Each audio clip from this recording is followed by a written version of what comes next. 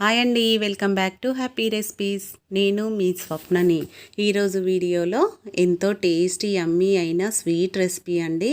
పిల్లలు పెద్దలు అందరూ మెచ్చే స్వీట్ రెసిపీ. చాలా ఈజీగా ఇంట్లో ఉన్న వాటితోనే తక్కువ ఇంగ్రీడియంట్స్తో ఇలా జ్యూసీగా చేసుకునే స్వీట్ రెసిపీని మీరు కూడా తప్పకుండా ఇంట్లో ట్రై చేయండి. ఇలా నేను చూపించే పద్ధతిలో చేశారంటే చాలా ఈజీగా వచ్చేస్తుంది. వీడియోను ఎక్కడ స్కిప్ చేయకుండా కంప్లీట్గా చూడండి, అప్పుడే మీకు పూర్తిగా అర్థమవుతుంది. ఇప్పుడు ఈ స్వీట్ రెసిపీని ఎలా ప్రిపేర్ చేసుకోవాలనేది చూసేద్దాం. మరి ముందుగా స్టవ్ పైన ఒక ప్యాన్ పెట్టుకోవాలి. ప్యాన్ వేడయ్యాక దాంట్లోకి 1 టేబుల్ స్పూన్ నెయ్యి వేసుకోవాలి. ఇక్కడ నెయ్యి అనేది ఎక్కువ పట్టదండి, వేసుకోవడం కూడా ఆప్షనల్. నెయ్యి లేకుండా కూడా లైట్గా ఫ్రై చేసుకోవచ్చు. నేను ఇప్పుడు దీంట్లోకి 2 టేబుల్ స్పూన్ల ఉప్మా రవ్వ వేసుకుంటున్నాను. ఉప్మా రవ్వని ఇలా ఒక 2 నిమిషాల పాటు చిన్న మంట పైన బాగా ఫ్రై చేసుకోవాలి. నెయ్యి ప్లేస్లో మీరు ఆయిల్ అయినా వేసుకోవచ్చండి, లేదంటే మామూలుగా అయినా ఫ్రై చేసుకోవచ్చు.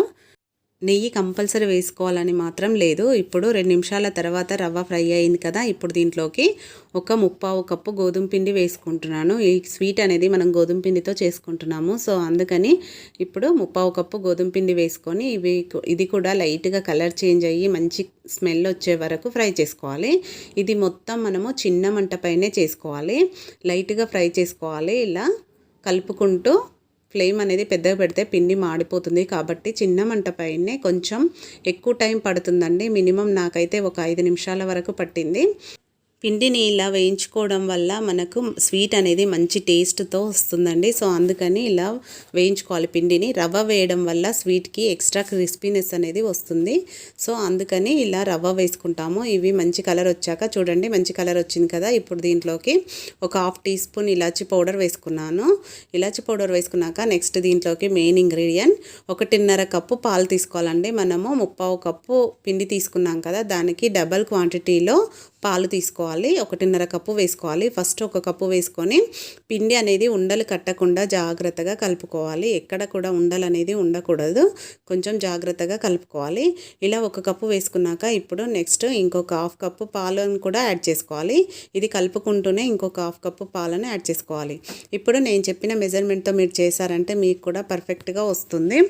కాబట్టి నేను చెప్పిన మెజర్మెంట్స్తో మీరు కూడా పర్ఫెక్ట్గా చేసుకుంటే స్వీట్ అనేది పర్ఫెక్ట్గా వస్తుంది. చూడండి, ఇలా మొత్తం దగ్గర పడేలా వరకు చిన్న మంట పైనే చేసుకోవాలి. ప్రాసెస్ అంతా చిన్న మంట పైనే చేసుకోవాలండి. మనకు ఈ పిండి దగ్గర పడి ఇలా ప్యాన్ నుంచి సపరేట్ అవుతూ ఉంటుంది. ఇలా వచ్చే వరకు ఉడికించుకోవాలి పిండిని. ఇప్పుడు ఓకే, రెడీ అయిపోయింది కదండి. ఇప్పుడు స్టవ్ ఆఫ్ చేసేసి దీన్ని చల్లారబెట్టుకోవాలి. దీన్ని ఇప్పుడు పక్కన పెట్టేసి నెక్స్ట్ స్టవ్ పైన ఇంకో వెడల్పాటి బౌల్ ఒకటి పెట్టేసుకోవాలి.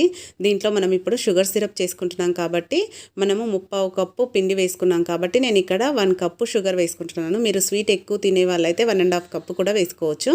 నేను ఇక్కడ 1 కప్పు షుగర్ 1 కప్పు వాటర్ వేసి షుగర్ సిరప్ని ప్రిపేర్ చేసుకుంటున్నాను. మనకు షుగర్ సిరప్ అనేది గులాబ్ జాములకు ఏ విధంగా ప్రిపేర్ చేసుకుంటామో దీనికి కూడా సిరప్ను అదే విధంగా ఉండాలి, సేమ్ గులాబ్ జాముల సిరప్ లాగానే ఉండాలి.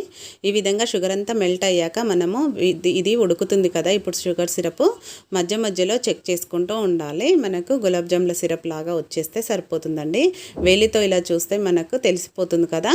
చూడండి, ఇప్పుడు మనకు దాదాపుగా వచ్చేసింది. ఇప్పుడు మనము స్టవ్ ఆఫ్ చేసేసుకోవాలి. ఇంకా రెడీ అయిపోయినట్టే మనకు షుగర్ సిరప్ అనేది. ఇప్పుడు స్టవ్ ఆఫ్ చేసేసుకొని దీనిపైన మూత పెట్టేసి పక్కన పెట్టేసుకుందాం. ఇప్పుడు ఆ పిండి ఉంది కదా, అది కంప్లీట్గా చల్లారిపోయింది. ఇప్పుడు దాన్ని మనము కొద్దిగా లూజుగా ఉందండి పిండి అనేది, మనకు చెయ్యికి అతుక్కుంటుంది కదా. ఇలాంటి టైంలో మీరు కావాలంటే ఇప్పుడు దీంట్లోకి 1 టేబుల్ స్పూన్ వరకు గోధుమ పిండిని వేసుకోవచ్చు. లేదు గట్టిగా ఉంది అంటే కొన్ని పాలను కూడా యాడ్ చేసుకోవచ్చు.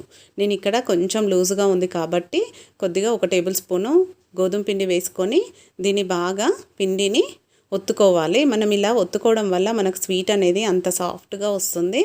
కాబట్టి మినిమం ఒక 2 నిమిషాల పాటైనా ఒత్తుకోవాలి. ఒత్తుకున్నాక మనం ఇలా సేమ్ పార్ట్స్ కింద ఈక్వల్గా ముద్దలుగా చేసేసుకోవాలి. ఇలా అన్ని ముద్దలుగా ఇలా కట్ చేసి పెట్టేసుకోవాలి. ఈక్వల్గా రావాలండి, అన్నీ సమానంగా వస్తే మన స్వీట్ అనేది కూడా సేమ్ ఉంటుంది పర్ఫెక్ట్గా. ఇప్పుడు ఇలా చేసుకున్న వాటిని ఒక్కొక్కటిగా తీసుకొని చేతిలోకి ఇలా ఒకసారి ఒత్తేసుకోవాలి. ఇలా ఒత్తుకుంటూ చేయితో మనకు ఎక్కడ కూడా పిండి అనేది ఉండలు లేకపోతే పర్ఫెక్ట్గా వస్తుందండి. అదొక్కటి జాగ్రత్తగా చూడండి, ఉండలు అనేది ఉండొద్దు.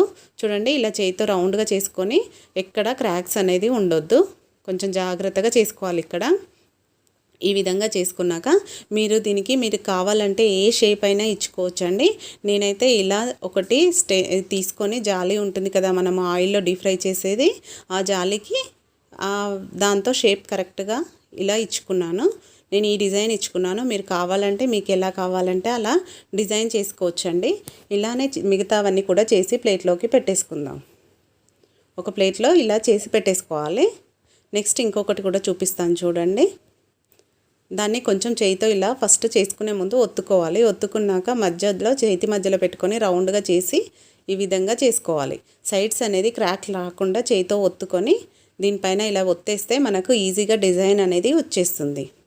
మీరు మిగతావన్నీ కూడా ఇలానే చేసి పెట్టేసుకొని ఒకేసారి డీప్ ఫ్రై చేసుకోవచ్చు. ఇప్పుడు డీప్ ఫ్రైకి సరిపడా ఆయిల్ వేసేసుకోవాలి. ఆయిల్ వేడయ్యాక దాంట్లోకి కొంచెం ఒక్కొక్కటిగా నెమ్మదిగా వేసుకోవాలి. ఆయిల్ అనేది వేడైంది కదా, ఇప్పుడు నెమ్మదిగా ఒక్కొక్కటి వేసేసుకుందాం.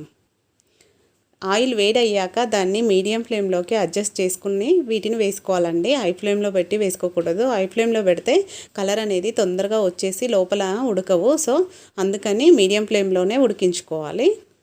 కొంచెం టైం పడుతుంది కానీ మీడియం ఫ్లేమ్లో ఉడికించుకుంటేనే మనకు పర్ఫెక్ట్గా వస్తుంది. స్వీట్ అనేది జ్యూసీగా రావాలి అంటే మీడియం ఫ్లేమ్లో మంచి కలర్ వచ్చే వరకు ఫ్రై చేసుకోవాలి. చూడండి మనకు గులాబ్ జాములు ఏ విధంగా కలర్ రావాలో వస్తాయో అదే విధంగా వీటిని కూడా అదే కలర్లో వచ్చేలాగా ఫ్రై చేసుకోవాలి. ఈ విధంగా కలర్ వచ్చాక ఇప్పుడు వీటిని ఆయిల్ నుంచి సపరేట్ చేసేసుకొని డైరెక్ట్గా గోరువెచ్చగా ఉన్న షుగర్ పాకంలోకి వేసేసుకోవాలి. షుగర్ పాకం ఒకవేళ మీకు చల్లారితే కనుక కొంచెం వేడి చేసేయాలండి. గోరువెచ్చగా ఉండాలి. అప్పుడే ఇవి పూర్తిగా అబ్జర్వ్ చేసుకుంటుంది సిరప్ని. అవి కొంచెం వేడిగా ఉండాలి. షుగర్ సిరప్ అనేది కూడా వేడిగా ఉంటేనే మనకు పర్ఫెక్ట్గా జ్యూసీగా వస్తుంది. ఇప్పుడు నెక్స్ట్ మిగతావి కూడా ఎన్ని పడతాయో అన్నీ ఆయిల్లో వేసేసుకోవాలి. ఇవి వేసిన వెంటనే కదపకూడదండి. ఒక హాఫ్ మినిట్ తర్వాత కదపాలి. ఎందుకంటే ఇవి ఆయిల్లో విరిగిపోయే ఛాన్స్ ఉంటుంది కాబట్టి కొంచెం వేసుకునేటప్పుడు కూడా జాగ్రత్తగా వేసుకోవాలి. రెండు వైపులా తిప్పుకొని ఇలా మంచి కలర్ వచ్చాక డైరెక్ట్గా షుగర్ సిరప్లోకి వేసేసుకోవడమే. చూడండి ఈ విధంగా వేసుకున్నాక ఇప్పుడు ఈ షుగర్ సిరప్లో ఒక 30 నిమిషాల పాటు నానబెట్టేసుకోవాలి. ఇప్పుడు మూత పెట్టేసి ఒక 30 మినిట్స్ వరకు పక్కన పెట్టేసుకుందాం. 30 మినిట్స్ తర్వాత మనము వీటిని చూస్తే చూడండి షుగర్ సిరప్ని మంచిగా అబ్జర్వ్ చేసుకొని మెత్తగా తయారవుతాయి. పైనేమో క్రిస్పీగా లోపలేమో సాఫ్ట్గా చాలా టేస్టీగా ఉంటుంది. ఎంత జ్యూసీగా ఎలా ఉందో చూడండి. స్వీట్ అనేది చాలా ఈజీగా వచ్చేస్తుంది. మంచి కలర్తో చూడ్డానికి ఎంతో బాగుంటుంది. మీరు డిజైన్ అనేది ఎలా ఇచ్చుకున్నా చాలా బాగుంటుందండి. చూడండి ఎంత జ్యూసీగా పర్ఫెక్ట్గా వచ్చిందో స్వీట్ అనేది. ఇలా ఉంటే ఎవరు ఇష్టపడరు చెప్పండి. ఇప్పుడు వీటిని మనము ప్లేట్లోకి కూడా సర్వ్ చేసుకుందాం. ప్లేట్లో ఇలా పెట్టేసుకొని షుగర్ సిరప్ వేసేసి ఇచ్చామనుకోండి, పిల్లలు అయితే ప్లేట్ మొత్తం ఖాళీ చేసేస్తారు. అంత బాగుంటుంది. చాలా ఈజీగా ఇంట్లో ఉన్న వాటితోనే ఎంత ఈజీగా ప్రిపేర్ చేసుకోవచ్చు చూడండి. కాబట్టి తప్పకుండా మీరు కూడా ఇంట్లో ట్రై చేయండి.